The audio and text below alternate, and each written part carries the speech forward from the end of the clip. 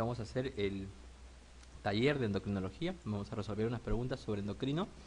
Con la primera, una de las siguientes no es causa de hipertiroidismo por hiperfunción glandular de la tiroides. El hipertiroidismo tiene dos aristas. Uno es la tirotoxicosis. La tirotoxicosis es una elevación bioquímica de las hormonas tiroideas y el hipertiroidismo es un hiperfuncionamiento de la glándula tiroides. A ver, les doy un ejemplo. Si yo tomo mucha levotiroxina, si yo tomo mucho Eutirox, ¿ya? Y tengo síntomas de hipertiroidismo, ¿no? Tengo taquicardia, palpitaciones, tremor, pierdo peso. ¿Cómo es que se llama eso? Tirotoxicosis, ¿ya? No es que esté funcionando más mi glándula, sino estoy ingiriendo exógenamente, ¿sí?, hormona tiroidea, por ejemplo. Eso se llama tirotoxicosis. Pero, por ejemplo, tengo, enfermedad de Graves, tengo bocio, mi propia tiroides está fabricando hormona tiroidea. ¿Cómo es que se llama eso? Hipertiroidismo, ¿ok? Muy bien, entonces, una de las siguientes no es causa de hipertiroidismo por hiperfunción glandular de la tiroides. Es decir, estamos hablando puramente de hipertiroidismo. A ver, tumores trofoblásticos, ¿podrían producir hipertiroidismo? El HCG, la gonadotrofina coriónica humana, se parece mucho en su estructura bioquímica a la TSH. Y ocasiona, y puede ocasionar sobre todo en los casos de tumores trofoblásticos, ¿ya?, porque se produce grandes cantidades de HCG, puede producir síntomas parecidos al hipertiroidismo. 2. Un tumor productor de TSH, ¿ustedes creen que pueda producir hiperfunción de la glándula tiroides? ¿Sí? Un tumor que esté produciendo, obviamente que sí. ¿Ya? C. La tiroiditis crónica, ¿ustedes creen que sea causa de hiperfunción glandular? No. Lo que ocurre en la tiroiditis crónica es algo bien peculiar. ¿Ustedes han escuchado hablar de la enfermedad de Hashimoto? ¿Sí? ¿Saben qué es? Es una enfermedad autoinmune de la tiroides que se fabrican autoanticuerpos, eso activa células T y destruye la glándula tiroides por una acción linfocitaria, una tiroiditis linfocitaria. Entonces, ocurre primero cuando hay un ataque de estas células T y destruyen a la tiroides, ¿ya? Primero la hormona tiroidea que está almacenada en la tiroides se comienza a expulsar, ¿sí? Y es la primera fase de la enfermedad. Le llamamos hashitoxicosis. Pero no es hiperfuncionamiento. De hecho, la glándula se está destruyendo. En este caso, esa es su clave.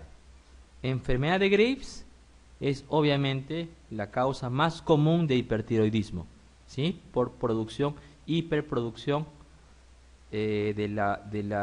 por parte de la tiroides de hormona tiroidea. Y es por un cuadro autoinmune, ¿sí? Muy bien. Y el adenoma tóxico, un nódulo de tiroides o nódulo caliente, que también se le conoce, que fabrica hormona tiroidea. Entonces su clave es la C, ¿sí? Muy bien. El bocio nodular tóxico, a ver, es más frecuente en las zonas sin deficiencia de yodo. El bocio nodular, antes del año 70 no se consumía sal con yodo, ¿no? ¿Saben? Se consumía la sal de la piedra. Entonces, típicamente las personas desarrollaban bocio endémico para que la glándula crecía como para compensar, ¿no? Fabricar más hormona tiroidea para que la persona tenga un nivel de hormona tiroidea. Actualmente ya se le pone yodo a la sal. Desde los años 70, el general Velasco Alvarado, cuando entra al gobierno, decide instaurar esta política de salud. Entonces, el bocio nodular tóxico es más frecuente en las zonas sin deficiencia de yodo, no, es con las zonas con deficiencia de yodo. ¿Ok? 2. Se agrava tras iniciar campañas de yodación en áreas con déficit de yodo. Hasta tiene un nombre eso, se llama enfermedad de Plummer. Cuando una persona que tiene bocio, ¿ya?, por deficiencia de yodo, ha tenido bocio por deficiencia de yodo en la infancia, y le damos excesiva cantidad de yodo, ya sea por una campaña en que le dan yodo, o ya sea porque le dan amiodarona, por ejemplo, que contiene gran cantidad de yodo, esta persona va a desarrollar un cuadro rápido de tirotoxicosis, que se le llama enfermedad de Plummer. Se escribe Plummer. ¿Es más frecuente en el sexo masculino? No, es más frecuente en las mujeres. ¿Es una lesión premaligna? No, para nada. ¿Debe ser tratado preferentemente con fármacos antitiroideos? No, el tratamiento del bocio nodular tóxico es principalmente con yodo radioactivo. Entonces su clave es la B. Se agrava tras iniciar campañas de yodación en áreas con déficit de yodo. A eso se le llama enfermedad de Plummer.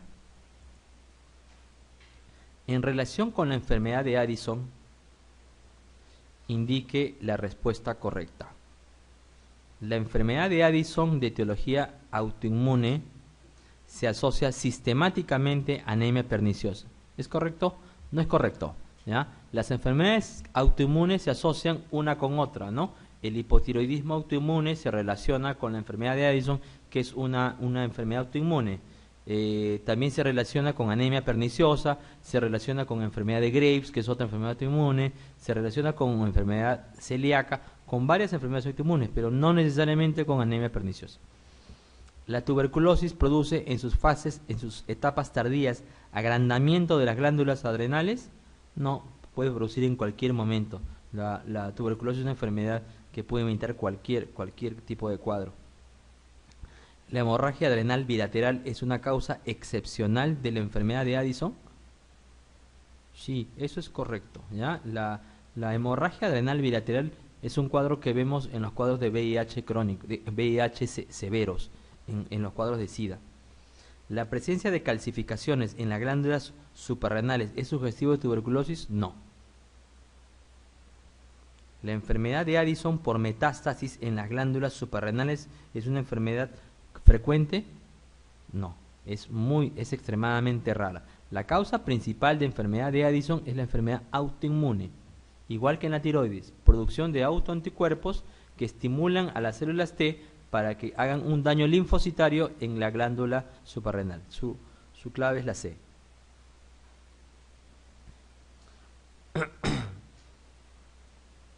Una mujer de 40 años con fenotipo de Cushing que presenta los siguientes datos hormonales: cortisol libre en orina elevado, es decir, que tiene hipercortisolismo, ¿ya?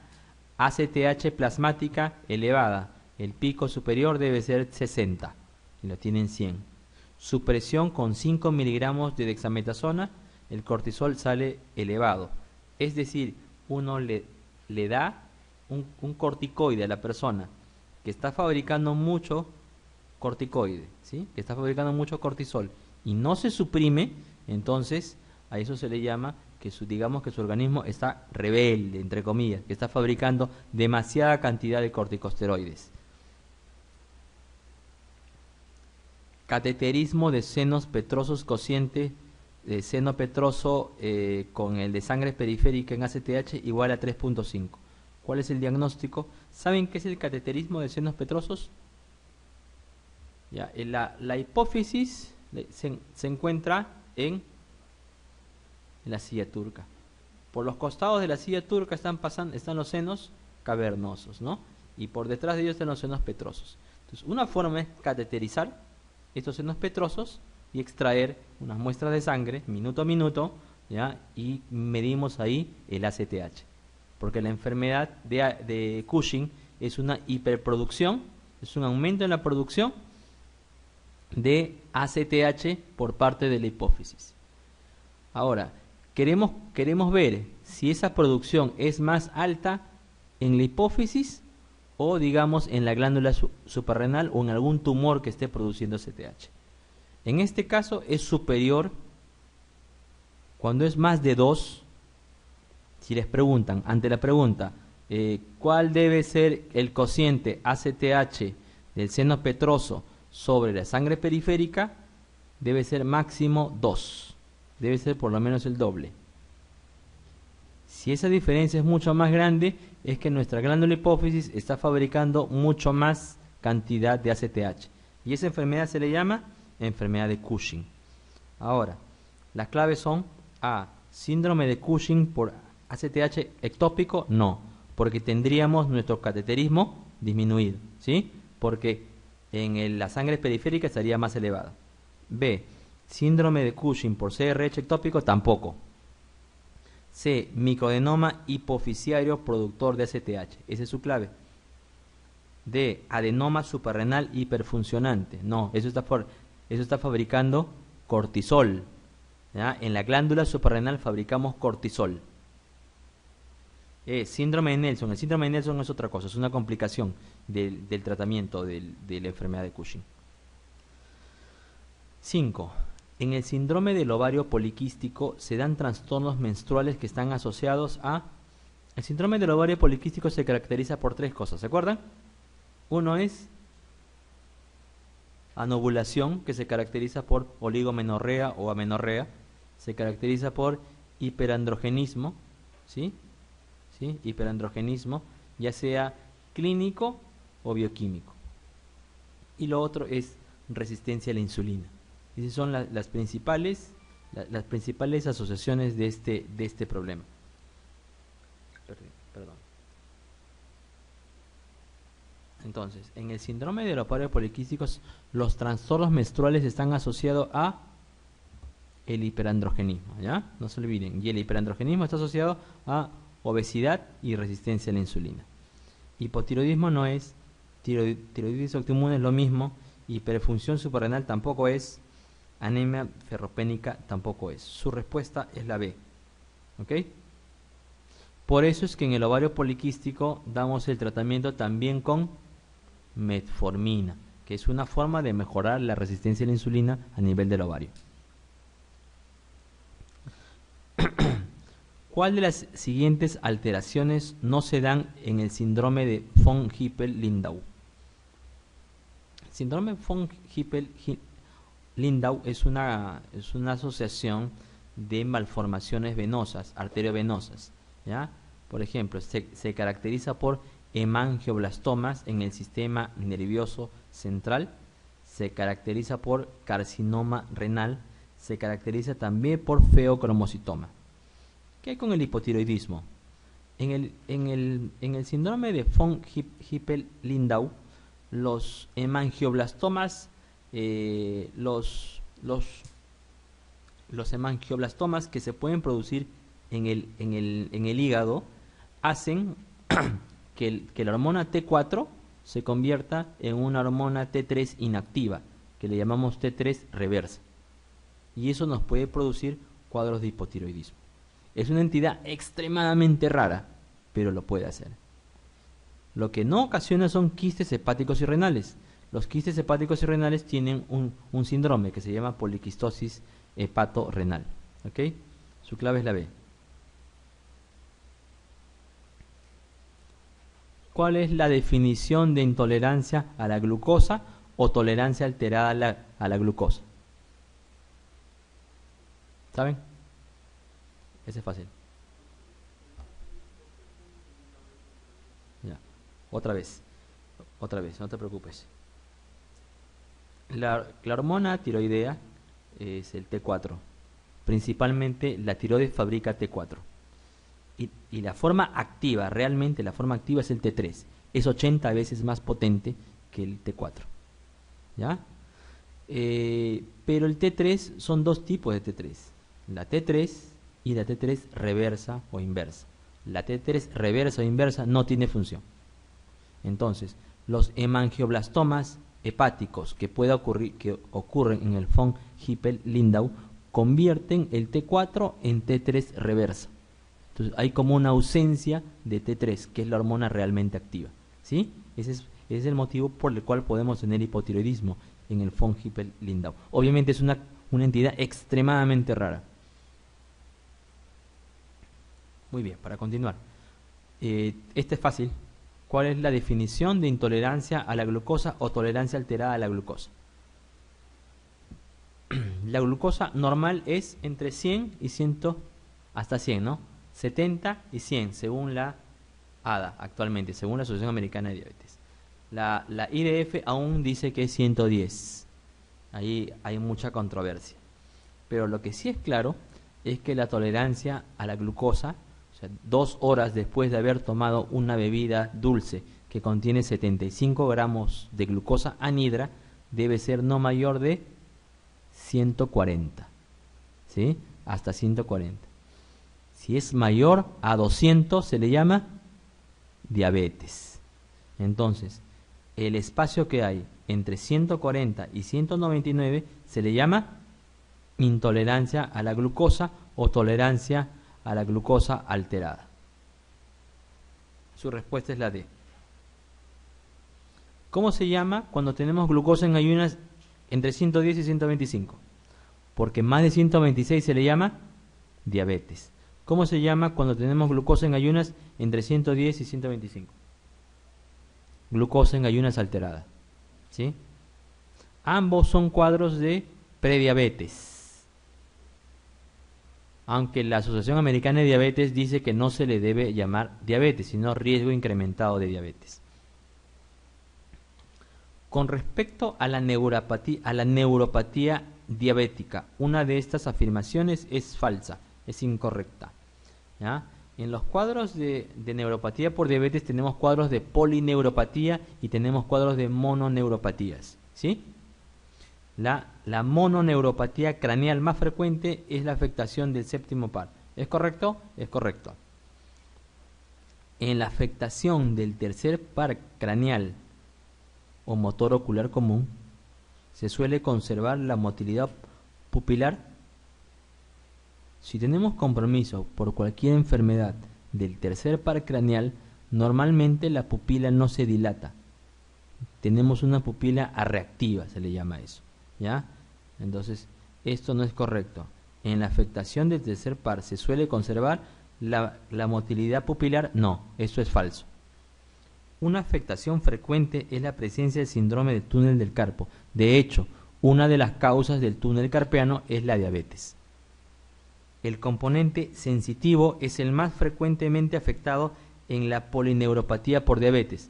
De hecho, ¿no? Las personas nos dicen, ¿sabes qué, doctor? Tengo adormecimientos, tengo hiposensibilidad, no siento las piernas. Y es lo más frecuente. La amiotrofia diabética puede acompañarse de un cuadro de caquexia. Las personas que tienen diabetes mal controlada pierden mucho peso. Y pierden mucho peso sobre todo a expensas de tejido muscular. Un cuadro que le llamamos sarcopenia. De hecho, no solamente el tejido muscular está en menor cantidad, sino tiene menor cantidad de mitocondrias también. Entonces su clave es la B. A ver, ¿cuál de las siguientes hormonas no es una glucoproteína? El TSH, FSH y LH se producen, tienen dos subunidades. Una subunidad alfa que es común y una subunidad beta que es específica. ¿Sí? La subunidad alfa está está unido a azúcares, lo cual le da el nombre de glucoproteínas. Está unido a azúcares. La que no contiene, la que es solamente un péptido, es el GH. Entonces, si les preguntan en qué parte de las hormonas TSH, FSH, LH y HCG, porque se acuerdan que HCG, la parte específica es la beta, ¿sí? La fracción beta, la fracción alfa está unido a azúcares, por eso que se llaman glucoproteínas. 10. ¿Qué estímulos utilizaría para medir la reserva hipofisiaria de prolactina? La prolactina normalmente su producción está bloqueada. Normalmente está bloqueada su producción porque el hipotálamo está fabricando dopamina. ¿Ya? Normalmente el hipotálamo fabrica dopamina y viaja por la circulación hipotálamo hipofisiaria o tallo hipotálamo hipofisiario, y eso llega a los lactotropos que están en la adenohipófisis, en la hipófisis anterior, y le dicen que no fabrique prolactina. Pero hay ciertas sustancias que estimulan la fabricación de prolactina, como por ejemplo la hormona liberadora de tirotropina o TRH. ¿Sí? Su clave es la B. Clonidina y arginina son sustancias que utilizamos para medir hormona de crecimiento, GH. Bromocriptina es una sustancia que usamos para tratar la hiperprolactinemia o prolactinoma. El sueño y el ejercicio pueden causar aumento de prolactina, pero eso no está establecido. Entonces su clave es la B. Si tienen alguna pregunta la pueden hacer en cualquier momento. 11. Las siguientes sustancias estimulan la secreción de hormona antidiurética, excepto uno. A ver, hoy es sábado. Muchas personas van a ir a algún sitio y consumir una bebida que normalmente hace que tengamos más diuresis. ¿Cómo se llama esa bebida? ¿O qué contiene esa bebida? Alcohol, ¿no? El etanol es una sustancia que más bien inhibe la hormona antidiurética. O sea, no hay antidiuresis, entonces estimula la diuresis. El resto de sustancias estimulan la secreción de hormona antidiurética. Su clave es la B. El panhipopituitarismo se puede acompañar de todo excepto a ver, vamos a hacer un poco. Si no hay hipófisis, no hay gonadotrofinas. Y si no hay gonadotrofinas, las damas no van a producir folículos y no van a tener periodo menstrual, ¿sí? Amenorrea, entonces. Si no hay hipófisis, no voy a tener hormona antidiurética, ¿sí? Entonces voy a tener grandes volúmenes de orina. A eso se le llama diabetes insípida. Si no hay, por ejemplo, en un varón, si no hay LH, no se fabrica testosterona, entonces los varones no vamos a tener el vello corporal que normalmente tenemos. A ver, si no hay TSH, no se fabrica, el TSH tiene un eje, ¿no? El TSH, hormona estimulante de la tiroides, estimula la producción de hormonas tiroideas, ¿sí? Y eso nos puede causar, uno de los síntomas del hipotiroidismo es disminución de la tolerancia al frío. De la tolerancia al frío es la verdadera palabra, ¿sí? ¿Diabetes mellitus? No, porque la diabetes mellitus se ocasiona por sobrepeso y el sobrepeso se ocasiona por sobrealimentación y por falta de actividad física. Muy bien, su clave es la E. En los procesos hipofisiarios lentamente destructivos, ¿qué fallo hormonal suele ocurrir en primer lugar? Se los voy a decir. Lo que primero disminuye son las gonadotrofinas, seguido por hormona de crecimiento, seguido por la hormona TSH, seguido por la ACTH y finalmente la prolactina. Aquí tienen, su clave es la B. En los procesos hipofisiarios lentamente destructivos, ¿qué fallo hormonal suele ocurrir en primer lugar? Es la GH, hormona de crecimiento, y gonadotrofinas o gonadotropinas. Algo que ocurra lentamente, por ejemplo la sarcoidosis, por ejemplo la hemocromatosis, la tuberculosis, procesos infiltrativos. Otra vez, siguiendo con los daños hipofisiarios, en el panhipopituitarismo existe un déficit de secreción de todas las hormonas, excepto una. A ver, vamos a ver cada una. El cortisol. ¿Ustedes creen que si no tengo hipófisis, tendré cortisol? ¿Tendré? Si no tengo ACTH. Claro, porque es la hormona adrenocorticotropo. Es la sustancia que viaja a la suprarrenal y hace que yo fabrique a nivel de la zona fascicular, que fabrique cortisol, ¿sí? Si no tengo hipófisis, ¿las mujeres tendrán estradiol? No, porque no hay LH y eso aumenta la producción de estradiol. En los varones, si no hay LH, tampoco habrá testosterona. ¿Habrá tiroxina si no tengo hipófisis? No, porque no tendría TSH, hormona estimulante de tiroides. ¿Y la aldosterona qué tiene que ver? ¿Cuál es el estimulante de fabricación de aldosterona? La aldosterona está relacionada a un eje. ¿Cómo se llama ese eje? Renina, angiotensina, aldosterona, que tiene que ver más bien con la volemia. Su clave es la A. A ver, en un paciente con un adenoma hipofisiario, ¿qué no esperaría encontrar? Si tengo un adenoma hipofisiario, ya les dije, la hipófisis está en la silla turca. A los costados de la silla turca, ¿qué está pasando? ¿Qué estructura hay? ¿Qué estructura anatómica? Los senos cavernosos. Y por los senos cavernosos, ¿qué están pasando? Pares craneales, ¿no?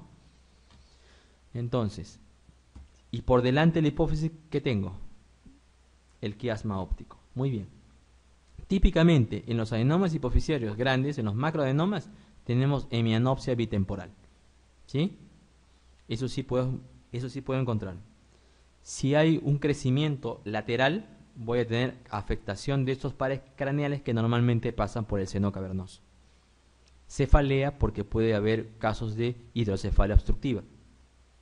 Hiperfagia, porque si el tumor hipofisiario crece hacia el hipotálamo, ¿ah? Puede incluso destruir el tallo hipotálamo hipofisiario y el hipotálamo fabricar grandes sustancias que nos ocasionan hiperorexia,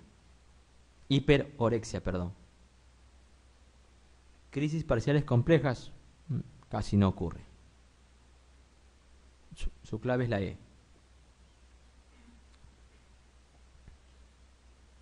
¿Cuál de las siguientes manifestaciones es más frecuente en la persona con acromegalia?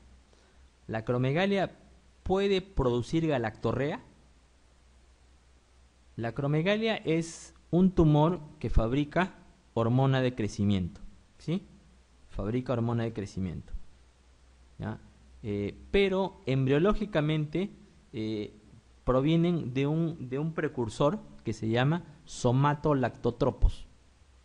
Entonces, algunos tumores hipofisiarios que fabrican hormona de crecimiento también pueden producir prolactina y pueden causar galactorrea.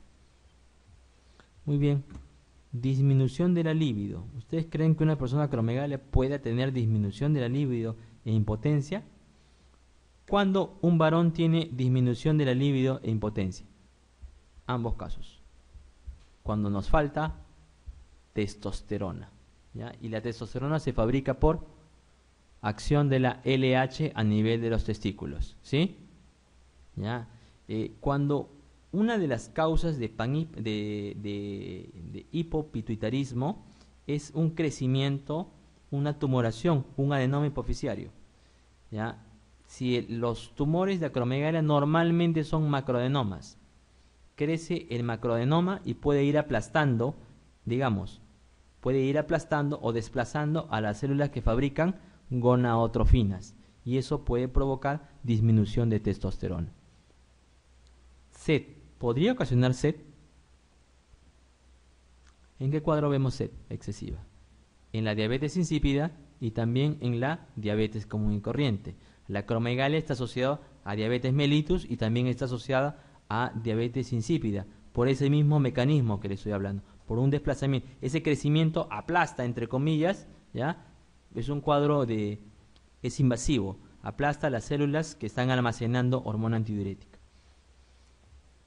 Complicaciones cardíacas.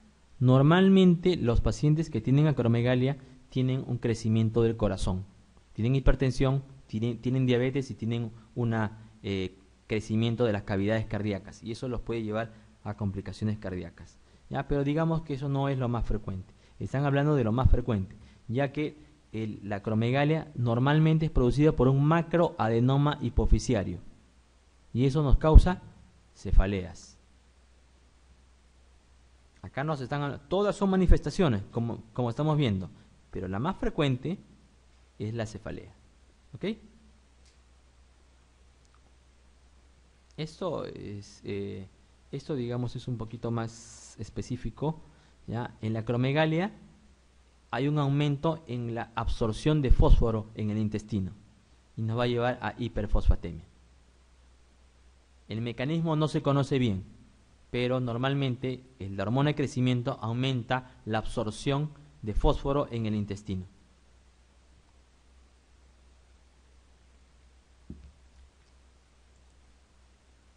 Su clave es la